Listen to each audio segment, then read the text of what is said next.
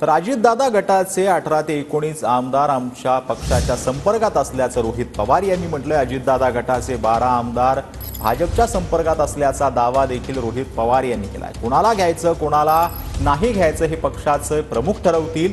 तर तुतारी आणि पिपाणी चिन्हामुळे संभ्रम झाला असं जयंत पाटील यांनी म्हटलेलं आहे। साताऱ्याची जागा 32,000 पडली असं देखील जयंत पाटील यांनी म्हटलं।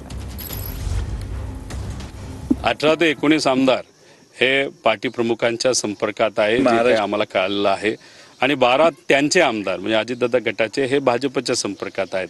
ते 12 आमदार काय करतील हे पुढच्या काही दिवसात आपल्याला कळेल।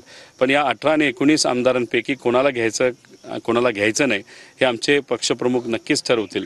फक्त आमच्या सगळ्यांचं आणि कार्यकर्त्यांचं खास करून एवढंच म्हणणं आहे की अडचणीच्या काळामध्ये जे लोक निष्ठेने आपल्याबरोबर राहिले त्यांना पहिलं प्राधान्य, आणि जे सत्तेत स्वहितासाठी नाही तर मारून मुटकून नाही तर अडचणी आणून जर त्यांना तिथं घेऊन गेले असतील, परत इकडे आले तर त्यांना प्राधान्य हे दुसरं द्यावं।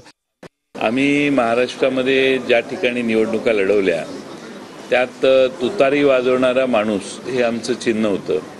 पण त्याच्याबरोबर एक पिपाणी पण होती। ती पिपाणीला तुतारी म्हटले गेलेलं होतं, त्यामुळे त्याचा प्रचार तुतारी म्हणून करून काही पॅम्फलेट वाटण्यात आले सर्व मतदारसंघात। बघितलं तर 45,000 ॲव्हरेज मतं ही पिपाणीला गेली। आमच्या सातारची सीट 32,000 पडली। म्हणजे बरेच मतदार असे आहेत की ते म्हटले की अरे ती पिपाणी म्हणजे तुतारीच, हीच तुतारी। तर तुतारी वाजवणारा माणूस हा जरा थोडासा संभ्रम लोकांच्यात निर्माण झाला। निवडणूक आयोगाला आम्ही हे ऑब्जेक्शन घेतलेलं होतं, पण निवडणूक आयोगाने दुर्लक्ष केलं। निवडणूक आयोगाने कोणत्याच गोष्टीत आम्हाला म्हणावं तसा प्रतिसाद दिला नाही।